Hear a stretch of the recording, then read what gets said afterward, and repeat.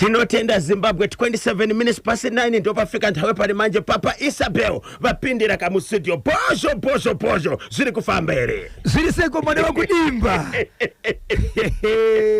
muri se Papa Isabel ayo sakarongeka muri ngozona wana yes kana ndingachike hangu amai mwana uri padhuze aiwaka sekuru mzukuru uri padhuze right makafamba zvakanaka aiwa tikafamba zvakanaka kwanga kuri se kwa murehwa kanga murehwa inono yes kutoko inonaka ekotwa inotapira nyama panda yakasimba marondera aiwa tanga takungofarisa ende marondera yacho yaitosumudza kuti daite dzimwe 3 days mo tirimo aiwa tinotenda icho kwadi muri yeZimbabwe tiripo kati mekufamba ndine nyaya dzandakabata muri yeZimbabwe dzandakabata nekupakura kuti mugonzwa kuti zviri kuitika matimana zvakamira sei kusanganisira yemwana akafa but mwana uyu paakafa akasiya ataura achiti iko zvinozvi ndakuenda kunochera mvura zvandiri kufungidzira kana zvichinge zvaitika kumvura ndokuchaita kuti ndife asi musandiviga musati maziva kuti aita kuti rufu rwangu ruvepo ndiani nokuti ndakasimba handisi kurwara ari mwana ane 16 years kuberekwa ari mwanasikana angari pamba achiti kwandiri kuenda uko padhuze pachona pane dhamu riripo remvura ndiri kuenda kunochera mvura asi mvura iri kuenda kunochera iyi ndoda kuwacha zvandiri kuda kuwacha kumvura uku ndiri kuziva kuti kune zvinhu zvandinogona kusangana nazvo zvinoita kuti ndife asi kana ndazofa musandiviga musati maziva kuti chandiuraya chii nanhasi rufu rwakazoitika zvakazoitika parufu pacho zvakaita kuti pashiedzwa vanhu kuti vaviri vatatu vachizama kuda kuziva kuti zvii zvakaitika asi Zimbabwe pane zvakazobuda zvandichataura pano ndine nyaya yandichazokupai asi yandisina kuya nhasi iriko kwachifi chekai uko yemombe ine mutezo muviri iri mombe ine mutezo kadzi ine mutezo rume mombe iyi ainambogara yaita mwana sezvo ine mutezo zvakare wechikadzi asi kana yakurasa mvura inoshandisa mutezo yese inoshanda chichinjana chief chekai ndokupuku kuchegutu yes ndobva ndabva ipapo ndine nyaya muri yeZimbabwe yekuzvishavani nyaya iyi iri kurwadza chikonzero ine rufu pakati rwevana vakanetsana vari vana vega vana ndomungomukoma umwe ndowe munin'ina vanetsana amai vemukadzi wekumwana wekwababa mukuru vachibva vagarisa vana pasi vachiti ndikuyananisei asi vakazoudza mwana wemunin'ina kuti iwewe nokuda kwokunetsana kwaita nemwana wangu uchazviona asi nyaya iyi yakaitika gore rakapera muna August mwana uyu akazofa last week asi akazoonekwa ine tsamba mubhegi make yekuti kana ndafa musanetseke zvenyu mainhengi ndova ndiuraya chikonzero vaitiwa dzimwe dzenguva ndiri kuhope kusvikira vanhu vagarisana pasi zvechokwadi zvanga zvakanyorwa pazamba pavakafamba zvichibva zvinobatwa mai vavo vanhu vemaikoro mashoko akabuda nezvakaitika ndo wandakapakata pano rambai makabata pachimuti mushure kamekunzwa kanhau muntundi washangani na Martha Beji Chauke Baba Isabel vanenge vakunyudza gejo kune avo vachadaka kukubata Baba Isabel kuti vasvitse nyaya pachimuti munobatika sei icho kwadi muri yeZimbabwe vanenge vachida kundibata munondibata manhamba dzinoti 0771 545 025 0771 545 025 muri yeZimbabwe musakanganwa kune chimwe chinogona kungopfekera chegirlfriend ari mukadzi wemunhu akaenda kunozvisungirira pamba peboyfriend ari murume wemunhu zvakare nanhasi ari kumochari aiwa muri yeZimbabwe nhamba idzi dzimusabipa ndo dzechimuti dzinenge dzichipisa tinotenda 29 minutes to 10 ndo pafika nthawe pali manje lekezani katibve mpheso muntundu washangani tiri kubwerera tsopanopa gezani tipase kutenda kumafuti ya nkhumba kuna mwanzatu Martha Beji Chauke watiwerengera kampheso muntundu wa Sutu zinango nkhani pa National FM ziri kubwera kana ora za 10:30 muntundu wa Tonga pabodzi kana nambi ya 19 minutes to 10 ndo pafika nthawe pali manje Tuesday 17 March 2026 inde ndikwenje wakukudziwisani kana bza imfa ya wana wa Daga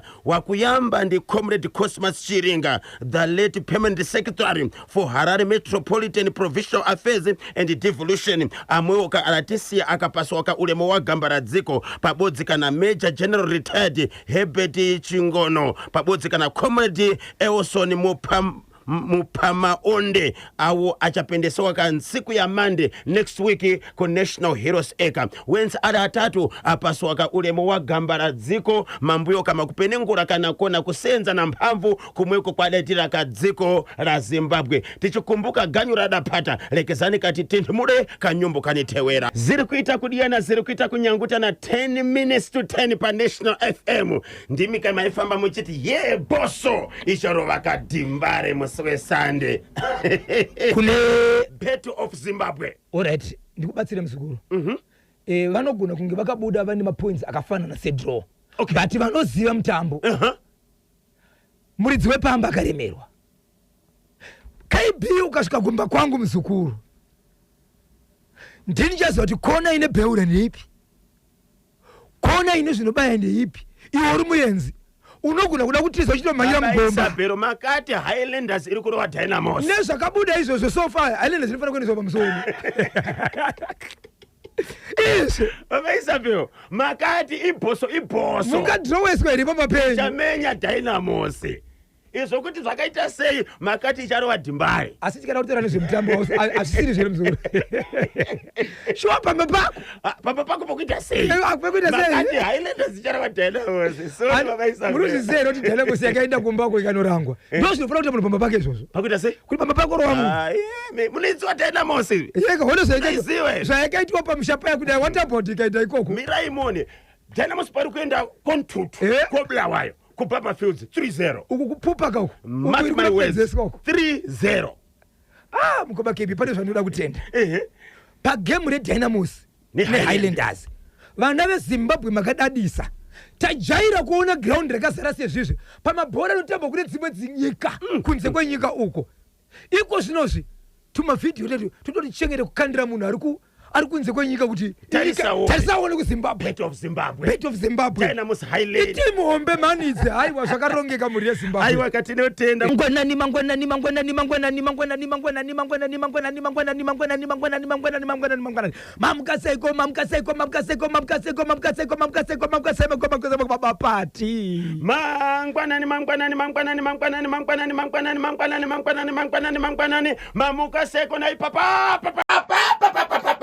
Papa Isabel. Chokwadi muri yeZimbabwe. Kungopfunzirawo zvangu chirangu. Asi chokwadi chiripo muri yeZimbabwe ndechekuti ndiri kutozvifambirawo zvangu. Ndiri bedu wendewe kudimba. Ndapota ndewe kugowa. Zimbabwe. Zvandiri kuona pano, ndiri kuona murume akasimba. Ana ndichita kasimba. Ndinenge ndichita kasimba. Chikonzero akasimba. Saka zvakasimba ndinoti akasimba. Ane dumbu. Maswengerera. Papi muzukuru. Matendera. Ini ndakagarera muzukuru. Yona kubereka. Kuzani kana muchigogomeza na bdango. Yes. Kana muchileketeka na bdango. Yes. Lekani kuzwengerera. Tindimurani pansoma. Rovai panobo. Kuti ririkita. Kuti muri kuona Monya repa kanyemba pota poste alongside Monya repa gokwe keta munhu akatsunga koteshi po rikiti vu ayaya hapana chitindo panoda chitindo hapana chitindo Joshua hapana chitindo panoda chitindo hapana chitindo Joshua hapana chitindo panoda chitindo hapana chitindo Joshua po rikiti vu 10 o'clock Tsudzurai Baba Isabel Tuesday 17 March 2026. Ichokwadi muri yeZimbabwe ndikanimbotanga ndiri mukati mekureva Zimbabwe muchandiragira zizo risinyazosunga mune zvakanaka asi ndinokumbira mubate mashoko pamashoma achapinda ipapo nezvamuchabata ipapo kunyangwe izwi rikasumuka kunyangwe rikaenda pasi asi mashoko acho ari mamwe chete chikonzero chatora nje kuti mashoko asvike kwamuri akarongeka ari mamwe chete akavimbika uyezve ane chokuita nemashoko anichataura pano kuti mugobatsira Zimbabwe chikonzero basa renhepfenyuro ndeyekuti kana mashoko achinge asvika tikasvitsa kwamuri tobatsira tingaite sekuti zvinhu zvifambe. Nyaya yendoda kutanga pana pamuri yeZimbabwe inyaya yeku07 Bwera. Inoti kudini? Right, mataurira ndiri kuti apana paZimbabwe. Isu tinotora nokutaura zviri kuitika munzvimbo. Patinozvizivisa vana vari munyika yeZimbabwe nekunze kwenyika yeZimbabwe. Chinangwa nechikonzero kuda kubatsirana. Kana zvakaipa zvigadziriswe, kana zvakanaka zvigotevedzerwa, kana zvisina kunaka vatungamiriri vamwe vanenge vasingazivi nokuti kune vamwe vane tsika yekuti vanogara nenyaya yakavanzika inokonzeresa nharaunda vasingaitaure asi ichizokonzeresa nharaunda yese zvakaipa but ichigara muimba yemunhu mumwe chete. ndizvozvo chaizvo. Saka madzishe sevakuru nemasabhuku dzimwe nyaya vanenge vasingaise isu basa redu kupakura madzimambo fambai nenhepfenyuro dzimwe dzacho munodzitangira pano mugogadzirisa ende madzimambo tinoziva kuti hamuregeri kunyange mukasanzwa imambo but mune machinda ka mune vana vari munzvimbo vachakuudzai kuti muri kuziva kuti zviri kuitika muno zviri kukonzereswa nei kubudikidza nechimuti. Saka madzimambo vari kubhowera ndamboti ndimbopinda imomo mumboziva zvimwe zvezvimwe zvandisingazivi. Chiregai ndikuudza kuti nyaya ndiri kutaura iyi iri kupi. Nyaya yandiri kutaura mhuri yeZimbabwe iri kubhowera kwachifi Nyashanu, Hedman Bangure, Sabhuku Mandido, Sabhuku Mandido, Hedman Bangure, chifi Nyashanu kuri kubhowera. Nyaya iyi tani mazuva anokuita 4 kana 5 mumusha wemunzvimbo iyi maitika rufu. But rufu maitikirwa rakaitwa rakamira sezvizvi. Kune murume ane mhuri yake, mukadzi nevana, kana ndisingakanganise vakosha nevaroora. Koita mukadzi ane mhuri yake muroora, ane mukadzi uyu ane murume wake semusha nevaroora nevakwasha kana ndisingakanganise kuti varoora nevakwasha ndiri kugara kusimbisa vakura. Okay. Vanhu ava kana vakatarisana ndava umwe mwana wavatete kureva kuti ndaamai nemwana. Amai mukadzi ari kufungira chikomba murume. Vanhu ava vari kupomerwa mhosva yekuti vaidanana but vari amai nemwana. Kuti kudanana nemwana wavatete saka anenge ari amai nemwana. Nyaya ikaendeswa kumadzishe kunotongwa, nyaya ikaiswa kumapurisa. Sabhuku yenzvimbo iyi vanoziva nyaya iyi. Vakaramba vachiti munoti ndingatamba here nemwana wangu, ndingatamba here naamai, hatizi kudanana. Kusvikira murume akuti ini handichazivi zvokuita. Chii chakapaka kuti nyaya imboendeswa kuvakuru venharaunda? Murume angatobata kuti vanhu ava vane kudanana kwavari kuita asi mukadzi achioma musoro. Kusvika murume angoti ini nangu ndaneta nokuti chero kufamba munzvimbo handichisina chiremera. Vanhu vari kundiseka. Itai zvamunoita. Mukadzi uyu akazoenda kunomwa doro nemurume uyu anove amai nemwana apa. Vane ukama. Uyu murume mwana watete.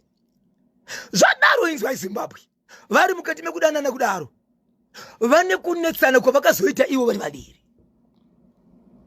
Shoko randiri kusangana naro rekunetsana kwavakaita ndomborimira hodhoni. Okay. Anditi ka vachibva vanetsana Zimbabwe.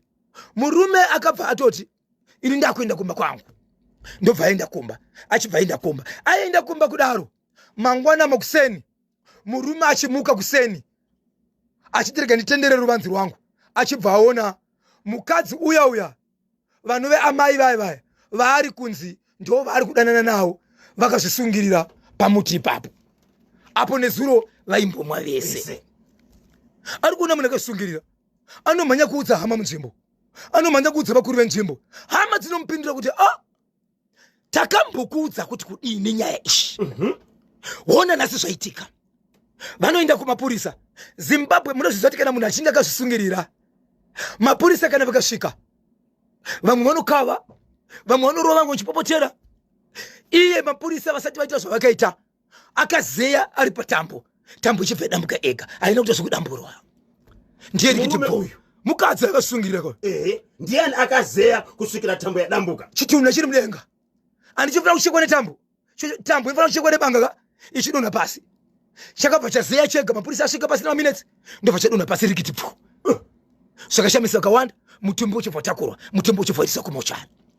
Handei mutumbi waendeswa kumochari, munhu azvisungirira pamba pemurume anga chenzi ndicho chikomba chake. Mushure mekumbo nyaya yambotaurika kumashure vachiramba. Hama dzake noudzwa nemurume uyu kuti hama dzangu ndo zvaitika kumba kwangu, mukadzi uyu azvisungirira pamba pangu. Hama dzinopindura dzichiti takambokuudza kuti kudii, takambokutsiura kewe. Murume anda kumapurisa, mapurisa ndiyo kusitura mutombi. Handei pashoko. Vana kandi murume uyu vanoenda neshoko kuvabereki vemukadzi uyu, dzinove hama dzavo zvakare kuti tati tikuzivisei kuti mwana wenyu akafa akazvisungirira pambumba pani pamba pangu. Ishoko rikusvitswa pahama dzemwana akazvisungirira mukadzi uyoyo. Kunyangwe ari ahama asi vakuendesa shoko rokuti mwana wenyu akazvifira pamba pani pangu. Hama dzinopindura mashoko ekuti imimi mumburu anani muri kuya kuzotaura nyaya yemukadzi womwe munhu kuti akafira pamba penyu. Hatikuzivei. Endai kwanga kwakaroorwa mwana wedu monovazivisa kuti mukadzi wenyu akafira kumba kwenyu. Ko iye uyu aienda kunoudza vabereki vemudzimai kuti akafira pamba pangu sani. Ipapo manje inyaya yekuti ari kungoziva kuti iye hama yedu plus mwana uyu tomuziva kuti mwana wekwani, asi achiziva kuti kwaakaroorwa ndekopi, kureva kuti pane ka question mark nekamwe kanhu kaari kunzvenga kwaaifanira kutaka kuenda kuti mukadzi wenyu afira kuno nekuti kuti azopinda munzvimbo iyi inyaya yekutoroorwa kwokuvabereka kuziviswa nani kuti achienda kuvanhu kwaakanga kwakaroorwa mukadzi uyu. Matemo akamira chikonzero akambuudzwa kuti iwewe uri kudanana nemukadzi wangu ndokubva aramba. Saka matemo akamira uku ndobva vagara zi.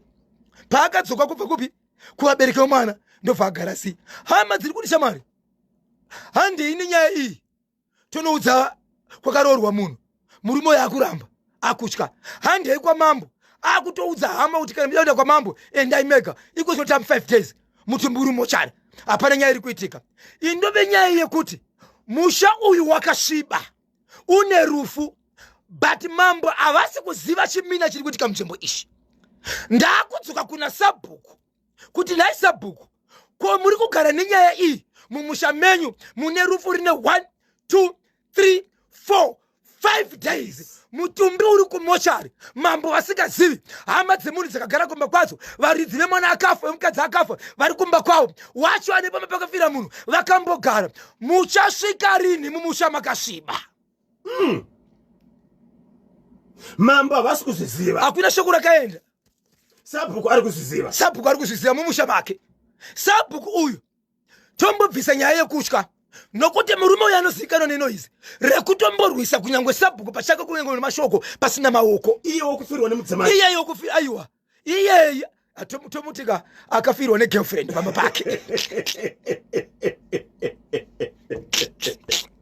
Baba Isabel, kana tichiti akafirwa negirlfriend pamba, girlfriend yakazvisungirira papi? Pamba pake, muti uri pamba pake pachivanzi. Pachivanzi. Kubva pamba pemurume uyu kusvika kunogara amugirlfriend kwakareba sei? Handina kuzotsvaga nhoroondo yemukoba KB but inzvimbo ipo chete. Sabhuku ndomwe chete. Mungaziva here mataura kuti pane mashoko akataurika amusiri kukwanisa kakutaura. Yes. Chii chinogona kunge chakakonzera kakuti mukadzi uyu azvisungirira? Right, pane vamwe vanga vari pedyo akuita makunga papakatanga kunetsana. Kune vanhu vakatovabvunza kuti munonetseranei, but pfungwa dzevanhu dzaitozviziva kuti tinokuzivai zvedu kunyangwe muchimwa mese kuti munoita sei munodanana. Kunonzi amai vanga kutora mashoko ekuti tambomwirasvi tadii tamboenda kunofara. Okay. Murume akati aiwa indoda kuenda kumba ino.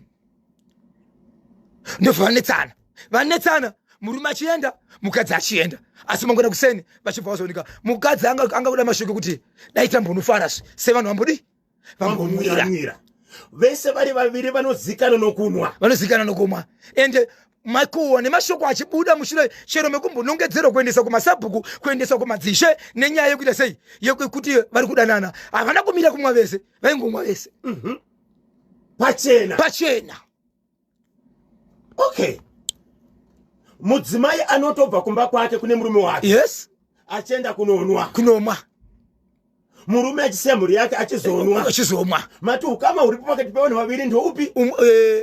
Uyu murume anoti kumukadzi mwana wavatete kureva kuti ndimai nini mai. Okay. Mwana wake. So mukadzi ndaamai, murume mwana paukama. Ukama utoripo. Wakatosimba ndaamai nemwana. Aunza nyaya ndiyani? Veukama wacho vari kushevedzera kuti iko zvinozviti akumuti handi tinozivisa mambo akuramba. Ko mutumbi touita sei? Ameno imimi akutodzokera shoko kuhama kana muchida endai imimi kuhama. Iye zivi zvake but veukama vari kuti ingozi yapinda musha medu kai tinonyarara kusvika kupi? 0713938538 kana 0789600748 vari kudaka kutumira ka WhatsApp message tumirai pa 0718692244 0718692244 ngatifambei tese. Tiri kukumbira vagari vari munzvimbo ishi ngatibatanei toda kuzivisa Zimbabwe maererano nenzvimbo dzinenge dzichiitika. Kazhinji tikataura nyaya munzvimbo veikoko kasira kusimudza musoro. Tifambe pamwe chete ka ngatifambei tese. Notenda murume uyo baba Isabel Boshongora ngabude pachena aende kwa mambo vanhu vavige mushakavu because iye hana mhosva. Porikitibvu ndini Torres T1 pa Brichini section A munhu ngavigwe anga aguka anzi anga akura zvekuita chipfambi kuzura anzi kuzvirara rest in peace. Manzusa message ka murume ngabude hake pachena kwa mambo vanhu vavige munhu because iye hana mhosva. Porikitibvu ndinonzi Torres T1 pa Brichini section A munhu ngavigwe anga akura wane mudzimai kozokuita chipfambi zvakazobva kupi. Rest in peace. But mhosva yemurume uyu ndei yokuti mudzimai akauya kuzozuurayira pamba pake. Makunga ekumashure. Okay. Ekuti paari kuenda kunotaura nevanhu havazi kutaura nyaya yekufa kwemunhu. Okay. Vari kutanga kurangarira kuti zvatakambotaura kumashure newe ndo dambudziko riripo apa. Unoziva kuti kana ukatadza chinhu mukoma KB uchiti unoda kunobatsira unonzi takambokuudza zvatokanganisika zvese. Ndabvunza kuti sei nyaya iyi yakamboenda kuvatungamiri venharaunda zvichinzi vaviri vari kudanana chii changa chabata. Panga pane kupomerana kwekuti murume ane zvaaiona. Anditika mushure kwekutaura mashoko ikoko inzwai vaigara pasi zvakare vachimwa vese. Unoziva kuti mukadzi chaichai ukaita murume wako zvingave izvo kana kuti hazvisiri izvo akagara akupa rinyere kupe kuti apa handidi apa kwaiti uri kuramba kuti murume kuti kufambidzana kwautane munhu handidi but munonogara pasi muchimwa mese inharo kwedzi. Kanyemba naBhozho nyaya iyi yandikandisa mapfumo pasi. Vaviri ava havana matyira chokwadi nokuti pachivanhu chedu ndiamai nemwana saka mwana anova murume waamai hagone zvokuita kuti mudzimai wake aradzikwe. Ndinonzi baba vaBridget Edmore Sunungura paButler Farm. Yes.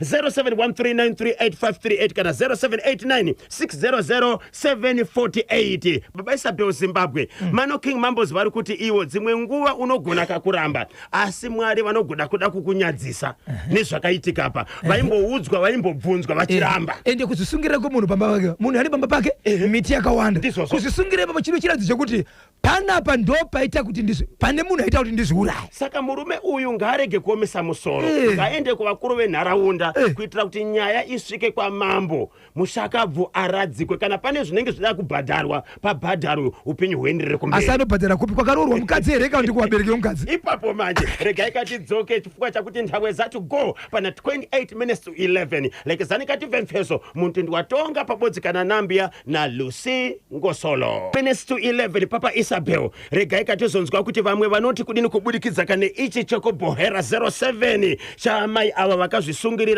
pamba pamuboyfriend.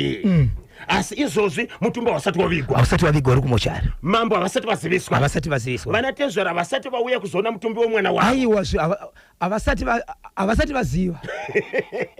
Alright, fafaidzai zvimwe ichokwadi muri yeZimbabwe. Risatataura nyaya yemukoma KB ndine update ndine nyaya yandakataura yekuti kune motokari yaibva kuSouth Africa ikadarika nemuno muZimbabwe ichienda kunyika yekuMalawi yapinda road Nyamapanda road Harare Nyamapanda ndobva yasvika pane imwe nzvimbo yekuti mota ikakundikana kuda kukwidza ndobva yadzoka reverse apo irori yakadududza trailer yayo. Trailer ndobva yachikora yakananga musango musoro uchibva usara uri muroad. Motokari yanga ine mabhiskits. Kune vana vakamhanya ipapo nzvimbo yekwaMurewa vakanotora mabhiskits vachiita sei mota ichibva ita matezi umwe mwana achibva tanga kureba muromo. Saka izvezvi nyaya iyi ndichazokuudzai mushure mokuburikidza nekutaura nevakuru nekuti vabereki vemwana vakazozviziva mushure kuti vana ndoko vaenda. Asi nyaya yakazoita kuti vazive kuti mwana uyu anogona ngasvika kupi ikoko. Kune zvimwe zvakamboitika futi kune imwe mota yekuMalawi yakamboita dambudziko mumugwagwa futi iwowo yevakadzi vane umwe munhu wakabira futi mumota panyaya idzi dzekukichana. saka ndichazokuudza kuti mwana apapi zvakamira sei.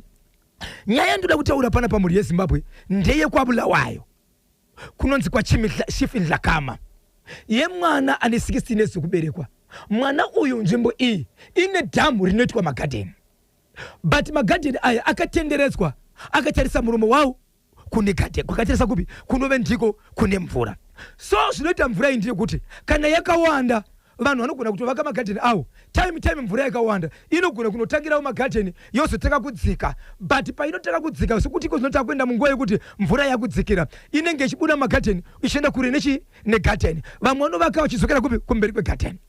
Kuna amai vakasiya chigaba chavo chavanoshandisa kuti kana mvura kuti vasapinde mumvura vanochera kagaba, vanotora kagaba vachichera vachidira mumugomo kuti uzare zvakanaka. Kune mwana akaenda kunodiriza kugadheni, aenda kunodiriza kugadheni ndobva atora chigaba chamai ava achichishandisa azadza mvura mubhaketi rake, ndobva asiya chigaba chiya chiri mumugomo wake, ndobva aenda kugadheni kunodiridza.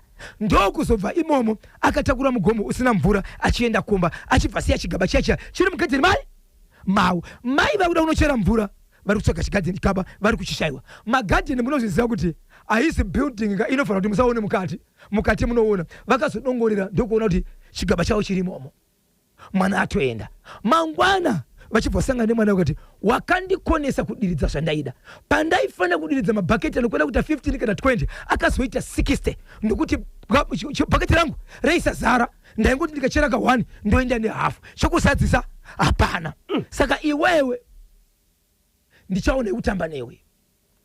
Asi mwana uyu achiudzwa mashoko aya anoti nguva yakanongedzerwa akaita dzungu achibva dona pasi ndokumuka achimuka anotaura namai ava achibva aenda kumba. Aenda kumba akasvika achirara, but pakasvika achirara akataka kupiwa chikafu achibva adya akamuka taka kuuswa zvakare. Akazovaudza kuti ndokwandabva ndamburutsa, but airutsa zvinhu zvegreen neyellow zvikanzi inyongo. Mwana akazoudza mai vake achiti izvo kwandabva kugadheni uku ndasangana namai nhengi vakanditi zvakati ichokwadi gaba rawo ndakatora, but izvozvi ndakarara panapa ndiri kungonzwa kuti dai waenda kugadheni uya kugadheni, but izwi randiri kunzwa munzeve dzangu inzwi ramai ava. Saka mwana uyu akaramba chikoro kumashure, angasendi kuchikoro, but paakaramba chikoro vaimuti iwewe wagara nemusikanzwa zvaanoita zvese zvaisatevedzerwa chikonzero kubva paakaramba chikoro uyezve aita zvevakomana ari musikana. Hapana munhu ainyatsobutevedzera zvaanotaura, saka vaifungidza kuti imwe nzira mwana uyu anenge ari kuita zvemadrugs. Okay. Mwana uyu akati ndiri kudaniwa kumvura uku, ndiri kunzi uya kumvura, but izwi randiri kunzwa munzeve dzangu nderamai nhengi. Kusvikira mwana azoti kuna amai ndataura nemi but hamuna kundinzwa. Zvandakuita panapa ndezvekuti handingarambi ndisingaendi kwandiri kudanwa, ndakuenda kumvura, but kana ndaenda kumvura ndichadzoka sezvandiri kuudzwa. Asi kana ndazofa zivai kuti ndafa nenyaya yamai nhengi. Ndikapiwa nguva ndichazama kukurondedzerai nyaya iseri kuitika nokuti zvandiri kuona panapa zvakawanda. Ndobva aenda kumvura. Aenda kumvura akanzi kana uchienda kumvura atidi munhu anokuenda chitsoka sina chakabata. Takura mvura nikuti pamba panga pane dhamu rekudira mvura yekupi yekudhemu nikuti haimwiwe. Akabva aenda chibva anosiya bhaketi rake kuti handisi kukwanisa kuritakura ndadzoka, ini ndakuita sei ndakufa. Pandaenda kumvura mashoko andanga ndaudzwa ndanomaona kumvura ende ndamaudzwa, saka ndanzi ndidzoke musazoite lepa yekunditsvaka. Ndikarara panapa ndakufa, but kana ndafa mabvunze mai nhengi ndiwo vanenge vakonzera rufu rwangu. vari kuziva zvese zviri kuitika.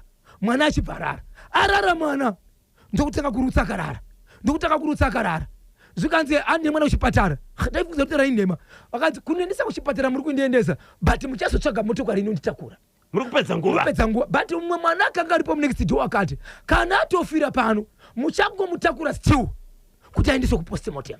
Mwana ngaendi kuchipatara, ndobva aenda kuchipatara. Mwana aipisa muviri zvokuti hembe dzake dzaitota, but kunoiswa mishina yekuti anzwe kuti temperature yakamira sei, temperature isasimuka. Ari maoko muchipatara achibva afa. But mwana akasiya atakura mashoko ekuti mana chiremba muri kunditakura, muri kundirapa, zvandiri kurapwa panapa izvezvi ndateverwa zvakare. Ndiri kutoudzwa kunzi waregere kuudza vabereki vako kuti uchafira kumba, vachazowana sei mari yekukutakura. Kana ndafa musapedze mari yabereka kana nguva yangu yekuti muchaenda kana postmortem. Regai nditakulo ndidzokere kupi? Ndidzokere kumba. Vakataka kuudza dzimwe hama pamuchiti nemanesi akanga aripo vachiudza vakuru vachona. Vai vakati isusu tinoita basa. Hama kusvika chema vakati regai kuita postmortem. Ende shoko anoitwa chi? Postmortem. Vachibva vaenda akanga taura mashoko ekuti musandivika. Musati masiva chandakafa sei. But musati mandivika. Munofanira kuti mutange masvika kumvura. Asi mamuzivi kuti kumvura muchasvika sei. Tsvakai kuti ndafa sei. Kana muchitya imimi, tsvakai vanhu vanogona kuti vakubatsirei kuti vazive kuti muchasvika sei kumvura. Nokuti muchazoziva kuti ndakafa sei. Mukandivika musina kuziva kuti ndakafa sei, mese muchafa nenzira yandakafa nayo. Vanhu vasvika kumba, tofamba nemwana toita sei. Vafamba kwavafamba vaenzi isusu tiri kuti tikada kungoti tienderere kumberi. Zvechokwadi zvakaita mwana uyu, mwana akakanganiswa. Tiri kuona nyaya yemunhu wari kutaurisana naye akatomuudza nemashoko ekuti uchazviona. Nokuti iye ari kunzi iye gadheni ramai ava rakagadzirwa. Hakuna gadheni rimwe rine muriwo senge muriwo ipapo. Vakatotora chigaba ichocho. Saka gadheni iyi anditika chigaba midziyo yavo yese yakatogadzirwa. Kudiridzwa kwemvura nekutora mvura mugaba zvakagadzirwa. Havatenderi kuti chimudziyo wavo ushandiswe nemwe munhu kana kuti kune mumwe munhu. Ende masiri wakaitwa chigaba ichi zvezvi kuti wasvika kumagadheni waona kuti zii hakuna vanhu vanoti vakachera mvura vanotora chigaba chavo voenda nacho vachidzoka nacho. Vakatarisa mataizi ose vakaona kuti hakuna munhu ndosaka vakasiya chigaba. Ezvo mwana uyu anga akatora raro mugadheni. Okay. Ndosaka ashandisa chigaba ichi. Zvadaro vafamba zviri kunetseka. Ndobva vazotsvaka mumwe munhu wechi7 pavanhu vaivabatsira. Sokanzi ndiri kukumbira kuti tiende kumvura kuri kutaurwa nemwana. Ranga razuva rechi2 apo mutumbi uri pai uri mumba. Zvikanzi nevamwe matorero emutumbi zvikanzi iye mwana ndiye akati musandiitisa postmortem musandiendesa kumochari. But ane mashoko zvakare ekuti mukandiviga musati maziva mese muchafa nenzira ishi. Mwana akura sei? 16 years. Ari musikana. Okay. Zvadaro mukoma KB vachibva vatsvaga munhu wechi7 ndiye akati izvozvi mwana wenyu ndiri kutomuona wangu muri kuti ari mumba ndiri kumuona ari kurwizi ndokwaari. Saka zvada kuita pana pahandi yekurwizi taenda kurwizi ikoko ndokwatichanoridza ngoma tiriko ikoko. But zvatiri kukumbirani ndezvekuti ndiri kukumbira kubva pane gadheni renyu amai muverenge magadheni 4 muchienda kurudyi, magadheni 4 muchienda kuruboshwe, mushevedze hama dzese idzodzo ngadzivi apa. Ndobva vaudza sabhuku akati mukadaro mananga vanhu pane zvamuri kuita. Ingoti vanhu vemuvhileji mese sezvo kune inofu ngatisangane ipapo. Vanhu vachibva vaenda ipapo. Mukoma KB amai ava vakanga vashayirwa kwafirwa nemwana wemunin'ina wavo. Vanhu vendiwo amai vane gadheni riya rechigaba chakaudzwa mwana kuti uchazviona. Vakanga vasipo but munin'ina wavo ari kunext village. Ndokwakanga kwaenda amai kurufuro. Ndobva vanhu vaungana. Mubatsiri akati aiwa zvandiri kuda ndisi kuzviona but kuti mugoziva zvotoda kuita pano regai ndichiratidza amuna here kana vamwana gwenyambira vari padhuze vanogona kungoridza zviripo padhuze izvozvo. Tsvagai kana ngoma imwe chete zvayo kana hosho ngatiitei tiri panapa. Kuchibva kwaridzwa ngoma mukoma KB pakaridzwa ngoma pakarohwa mvura mukoma KB ichirova kuvanhu. Kurova kuvanhu zvaitotesa vanhu mvura ichirohwa pasina nguva. Amai vaya vakabva kurufuro rwakanga vari vachisvika ipapo vachibva vasvika mumvura vakuda kunopinda mvura kuenda mberi. Murume waakanga aripo achibva vakabata zvikanzi uri kuendepi kumberi. Takagara taudzwa kuti musaende kumberi nokuti kumberi kunonyudza uyezve mvura yakawanda iri umu. Gore rakapera pana pakatomboonekwa ngwena. Vamwe vanototi vanotomboona ngwena mukati zvanzizo ndoda kuenda kunotora nhengi. Nhengi wati ndoda kunotora ndiye mwana akafa. Munomutora kupa asiri mwana wenyu. Yes. Yo mutumbi uri kumba. Amai kunetsana nevanhu vachidona pasi vachida kupinda mvura mu kusvikira vati tasa vakadaro vachibva vataka kumanifesta vega vachitaura chirizo uyu ndiye ini mwana vataka kutaura vega sokuti mwana uyu akafa zvakati. Mafira vakaita manjika vanga vakutaura vari iwo mai apa but tichasenge mhepo kuti wakatora gaba rangu watora gaba rangu ndinozivikana munzvimbo inoyi kusanganisa mavhileji 3 hakuna munhu anotengeserana muriwo neni kuda kutora masimba angu wakanga udzwa nevabereki vako here ndozvo ndakaita kuti inini ndiite kuti ufe. Vachibva kuti pepo murume achibva ati inini handikwanisi kuti murambe muchitaura nemukadzi wangu uyu achitaura mashoko aya nokuti mukadzi wangu but asi mwana wangu, regai ndidane vabereki vake vanga uri kupi kurufu rwuya rwakambenge ari. Ndobva rushedzwa zvikanzinzwa zvitaura mwana uyu achibva taura, achipedza kudaro mukoma KB vachipedza kudaro zvikanzizwa vabereki manzwera zvitaura mwana uyu. Saka zvandichaita pana painini ndezvekuti toda kuti muwirirane mugare pasi musiti mwana akafa sei, asi nokuda kuzvaita kuti mhepo yemugare mukadzi uyu handina chokwadi chekuti amai vachibuda apa vanenge vari mukati mekutaura, nokuti mweya wangu uchitaura apa ndiye mufi anotaura sei akafa. Kana ari yezve chokwadi angachitaura pana amai ava, amai vachibefura apa havatauri izvo zvavasi kutaura. Varizve garden riya arize garden havasi kutaura. Mutumbi wakavigwa here? Mutumbi hausati wavigwa, zvakatika musi weSaturday hausati wavigwa mutumbi. So vari kuti kudini unofanira kuzovigwa kana zvaita sei? So nhasi kwavachedziri kuenda kwamambo vachinzi varida kuungana kuti varidzi vemwana vanga vakuti iwewe murume uno mukadzi uyu uona kuti ndiwaita rufu pano, watenga chikafu pano, kutenga coffin nokuviga kwemwana, tozotaura. Murume akati handikwanisi kuita izvi, shedzai hama dzemukadzi nokuti kana ari mukadzi akauraya aise mama yangu ndakaroora chete. Saka nhasi ndopari kunzi varogara pasi namambo kuti vataure nyaya izvi. Mutumbi wadzoserwa kumochwari here? Mutumbi wangosera nezuro wangosera wadzoserwa kumochwari.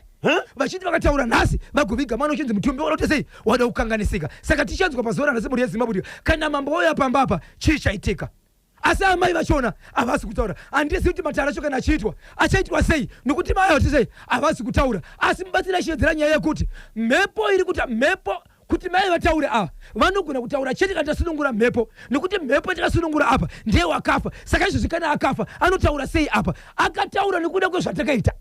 Ya 11 minutes past 11 ndo pafika nthawe pali manje ndechekupichi Bulawayo kwa Chief Dhlakama.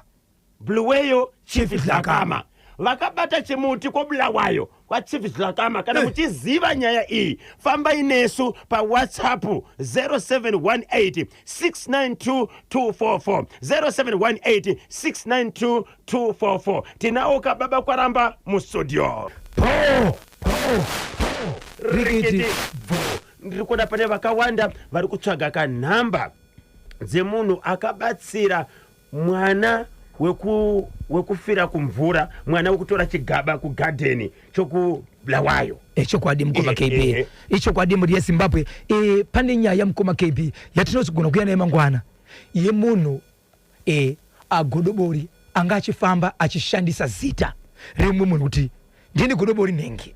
Nenyaya yekuti aiziva kuti godobori uyu ane zita musheni mekubatsira vanhu, akazorondwa nezuro nevakomana vanoziva nezvebasa ndokubva anobatwa. Aifamba nemafochuna dziri motokari dzekuhaya. Abatwa kudaro akaonekwa haana kana tsamba, ndokuonekwa aine zvitupa zvevanhu vakawanda.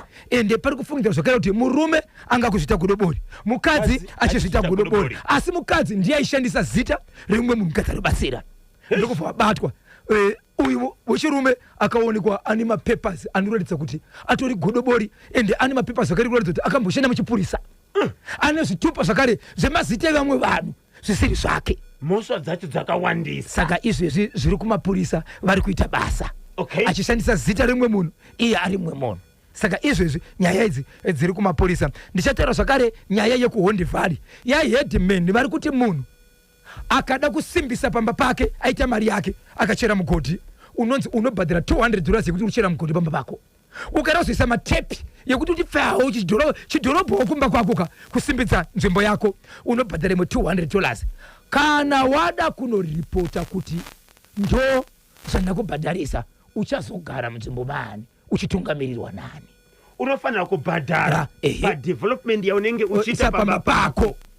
Kana uchida kunomangana kuti ndo zvawaitwa uchazoda kugara munzvimbo mani? Ndekupi uko? iHondi Valley. Titori nezita raHeadman rakuita zvinhu izvozvo. Mangwana please lekanika kuenda kutare khalani pafopi vanenge vachida kukubatai munobatika sei? Izvo zvakare ndo parichazokupai chekuzvishavane My Bishop vakabatwa nenyaya yekuti mwana achifa akasiyanyura tsamba kuti ndova ndiuraya. Ivo vachibva vazotiwo vari padare zvikanzi kana mwana wangu akanetsana nemwana wehama yangu paakazofa zvinoreva kuti saka mwana wangu ndiye akakonzeresa kufa kwemwana iye. Kana ndichibhadhara nemurume wangu anofanira kubhadhara nekuti murume angati kana ari mukadzi wangu akauraya ndichanoudza vabereki vake. Zvakawanda muchazvinzwa. Nyaya iyi iri kunzvimbo yekuzvishavani. Ndichakupa Stella sabhuku ndikakudza Stella chief.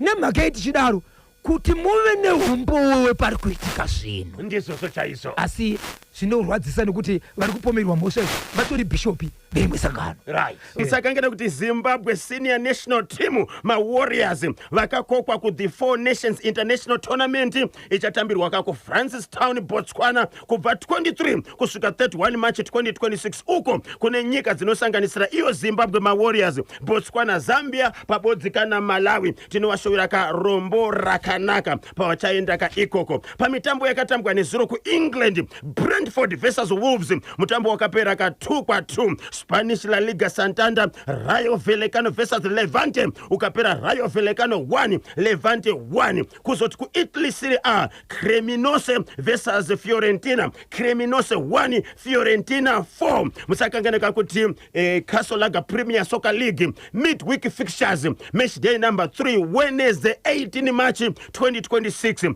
FC Hunters versus FC Platinum ku Rufaro. Triangle United ichatamba kane Cape United ku Gibo. Mutambo muri kuona sei babesa beo. Triangle United versus Cape United ku Gibo.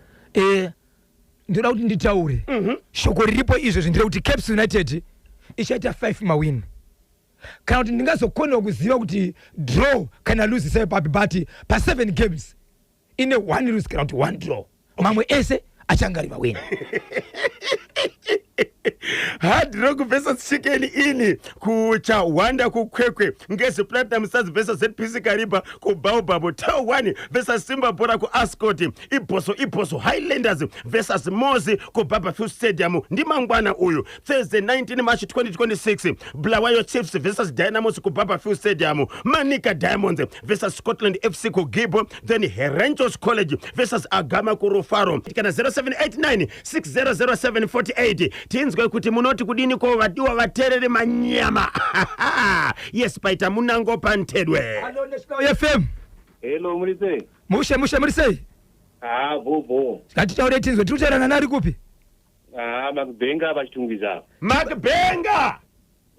Chaizvo. Ziri sei? Nani. Tibatsirei tinzwe. Ndambotanga kutaura cheuyo ambuya arosungirirawo. Zvakaoma handonzi makuna chacho wakatitira vaambuya. Makuna amai nemwana here shwaofa kunzi mwana aramba kufara neni zvinobuda iwo handiva nemurume wavo. Pamwe murume angasisa fare namai ava nokuda kwenyaya dzavo. Zvinogona kudaro but ndofunga vakafadzwa usingaite nemwana uyu noono unofira mwana time zvatambodzinzo zvakaoma. Nyika yedu iri kunakidza fani. Saka nyaya iyo yokubhoera 07 inofanira kuitwa sei? Inini mafungiro angu inini. Since amai ava vangafadzwa nemwana wavo handi vangafara nemwana wavo. Inini ndiri murume wavo inini nyaya iyo handimbofanira kamboipinda kana kuididi. Vanopedzerana ikoko zvikunzi kuvigwa kwavo kudidi vanozviona vega ivo mwana wacho ndanozviona anoona nezveutfuro hwamai vake. Right. Nokuti vangavazvoti vangavarorana kuno vanhu vako vakuda vakufira kunakirwa nemwana vanga vaurirana zingaiti. Saka ndini handipinde mazviri. Ngangosiyana nenyaya yacho. Vopedzerana vegawo mheno vatezero vacho handiti vatezero vacho vakavadzorera kunyaya yacho kuti mimi ona zvekuita nenyaya yacho. Vatezero vari kuzviziva? Koyo shwa kana mwana chaizwa mhaya unotaura kuti unenge afa kunoko ndivanga ari murume wachaizikaniwe. Saka zoti murume mwana aitoziva madziri ake kuti kunyepa chichava chokwadi.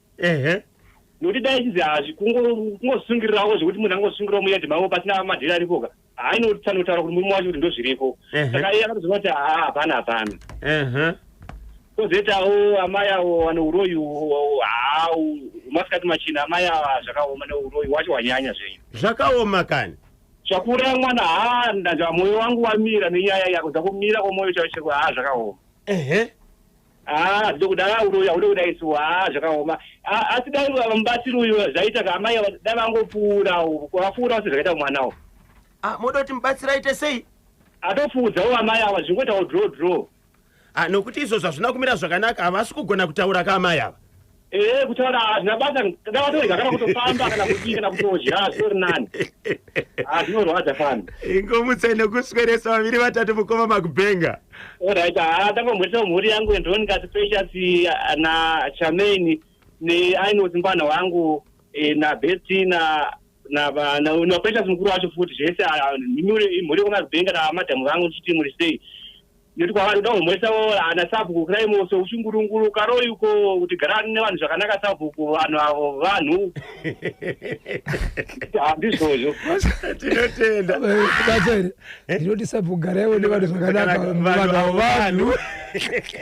Mukoma Zito Mavura paMusakanyi B village ku St Alberts vakachibata chimuti kuti dzi 9 minutes to 12 ndio pafika ndawe pali manje. Ona mukoma tawo na Sister Ruru musakanganweka kuti motivational quote of the day yedu ya nasi tiri kuipiwa kana Dr. Brian Ngosi. Dr. Brian Ngosi alikuti iwo, when you have made a choice, allow yourself to enjoy your decision. Life is never about right or wrong, but living to the fullest. Okay? When you have made a choice, allow yourself to enjoy your decision. Right? Life is never about right or wrong, but living to the fullest. Okay? Kana wakumbuka bza kuita komedzewa nabzo ndawa upenyu ulibe kuti wadziwa kana kuti wataza oneka uchichibwidika kufika pa kumalizira. Kana wakumbuka kabza kuita oneka uchikomedzewa ndawa upenyu ulibe kuti wataza kana kuti wadziwa ndawa uninyangana kuti uchibwidike kufikira kwa kumalizira. Kana wave kudaka kuita zvaunenge wafunga unotarisirwa kuita zvaunenge wafunga izvozvo sezvo upenyu hauna ndagona kana kuti ndatadza itongonakirwa kusvika pakupedzisira. Ndiyo ka motivational quote of the day. When you have made a choice, allow yourself to enjoy your decision. Life is never about right or wrong, but living to the fullest. Ndiyo kayachokera kuna Dr. Brian Ngose. Chiri chifundo na ngumbusira zakuti kuti pata bwino 4 minutes to 10 ndio pafika ndawe pali manje tsika mwana tsika. 0713938538 kana 0789600748. Hello pa National FM. Hello mkoma Kanyemba. Maskwera sei? Askwera wali seko mkoma Bosho. Aiwa tiri kusimba wali seko mkomana. Aiwa ndiripo inini mutaka na baba Simba Addington Mphwanya pano pakuwadzana. Pali sepa kuwadzana. Pakuwadzana pakanaka mkoma KB. Tibatsire tinzwe tivharisire chirongwa chedu cha nasi. Alright, ndoda kubata chemukadzi uzvisungirira wewe akadana nemwana wake. Uyo murume uyo atori nengozi yatopara ipapa. Okay. Nekuti mukadzi kuti azozvisungirira unge pane chikonzero chiri kumashure chatisiri kuziva isusu vanhu ndizvi. Chakaitika kuti mukadzi uyu awezvisungirira pemurume uyu. Nyaya dzavo noti vainwa vese kavanhu. Yes. Kunwa kwavaita hatizive zvavakatadzirana iwo pakunwa kwavo vari true mukadzi nemurume. Apa vakaita futi anonzi makuna kudana namai nemwana. Saka nachikumbira kuti mukadzi anonangovigwa hake uyo murume atone nemhosva yanayo. Murume ane mhosva isingaiti ngaasade kutomboramba hake nekuti zvaakaitira mukadzi uyu hatisi kuzviziva isusu kuti mukadzi asvike mukufa mukudanana kwavo mukadzi kwavo kwavaita. So murume uyu ane pamba pakazvisungirira mukadzi uyu anofanira kuita sei? Uyo murume uyo anofanira kutaura nehama dzemukadzi nehama dzekumurume wemukadzi. Kuti inini ndini ndakakonzeresa kuti kufa kwemukadzi uyu kana achiripa oripisa. Alright. Nekuti zvitori pachena kuti iye ndiakakonzera kuti mukadzi afe. Ndiye akakonzera. Zvakamuitira mukadzi atichazviziva isusu kuti akamutadzira chii nokuti munhu angangouya kuzvisungira pamba pemuridzi. Ndingangoenda kwamukoma Bosho ndosozvisungira pamumango. Azviite panenge pane chikonzero. Panenge pane chikonzero anoona hapana metsi isina antu. Saka nditokumbira kuti murume uyo ngaatotaura chokwadi ngaasade kunyenyeredza vanhu. Ngaabude pachena. Ngaabude pachena. Aiwa tinotenda ingoti turu vaviri vatatu tobva tatsudzura zvedu. Alright, ndoda kuti gogo Chiyangwa, gogo Mpofu, ndoti Brenda chatanga anzi Brenda aniko. Ndona tine timu mashasha yese ndoti mukoma Bosho nanzadzi yangu maibeni chari nemhuri yavo. Ndoti Alec Gweja netimu mashasha yese ngoti na muni muriso tapi katatu. Ani? Tapi baba Rashid. Tapi Baba Rashidi. Tapi Baba Rashidi. Tapi Baba Rashidi. Paita munango pantedu. Hello National FM. National FM hello. Kuziba kutalo mwana huyu mkutukomeza. King Mambosi. Wapira King Mambosi so lero lekandira leo na shona natangura kuti anangu amba kumbuka kuti mano Mambosi ani wali mishona koma ndimbando yesa pangomba nofandira enkani mweyo. Yamukazulana za jitenga nkajimangirira pamudzi pamunhu omwe angambafunana naye. Chilichitika nzo kuti so. Iwepa ukayamba uchichita Jesu zvamakiriado uchinamiza vanhu uchichita tani Mulungu omutiniroti mwari uyu anzafikisa nawe kuti akubwerese pafupi na mafala yako na kuchita zviro kuti anadzaona kuti ndo malando kwene so chidachitika pamwepo zvakuti mkazi anadzvimangira panyumba pamunhu omwe angafunana naye chidachitiro kuti vanhu azive kuti nichadini pano kuti uyu munhu umwewa kumanzo munhu ana panyumba panadzvimangira mkazi ana mirandu akakhala imweya akalibe kufunana mkazi alibe kudzvimangira pamwepo so umweya ana mirandu changa chile omwepo anofunira kuti atenge nkhani imweya asabuka akauziwa iye mbaleke kuchita mana napa mana palibe mirandu adatochita kale amfunira kuti kumirandu kumala kwaene kubiso kwa munhu ngakulalelana kwanu nokumala kwa mirandu kwakhala uchita anadza ndikuchita mana tonzani eni pano ndimamenya kwenekwene kumenya kundimala lini nkhani iye ayo mbamenya koma akakhala na nkhani imweyo ana nkhani mwamuna mweyo mbaende kwa mfumu akawauza ndo zomwe zidachitika mafala achitagulana na Sabuku achikaenda kapereka na iye achipereke zambo na azibalo wake kaenda kafika kumweko kuti Sabuku chidafamba soso Sabuku akagula mafala aende kwa mfumu iye alipo pamwepo amfumu tini jauri ndo ali mala zensene ndani chita chiwanu chensene nda mfumu iwo akafuna kuchita zvawo zva munsoro mwawo iwo umgani idaenda kale kupolisi anakasharikale chituna chinati chatengewa kuti akaende kapubibisa chitandacho pamwepo panchitika phokoso. Aiwa mapata basa mano King Mambosi. Vanoda kundibata muri yeZimbabwe. Munotibata pa namba sina chipomerwa. Idzi namba ndadzanyadzise. Inamba dzinoti 0771 545 025. 0771 545 025. Ndapota musabhipa Sabuku karamba pazvipoto. Po rikiti Kanyamba Bonzo na Washington Marimira aka Bozongora tagumira pano lekezani kati gumane kamangwana pomwe nkati machirongo the hottest mid morning show in Zimbabwe pa National FM tichakusiyani na Lucy Ngosolo.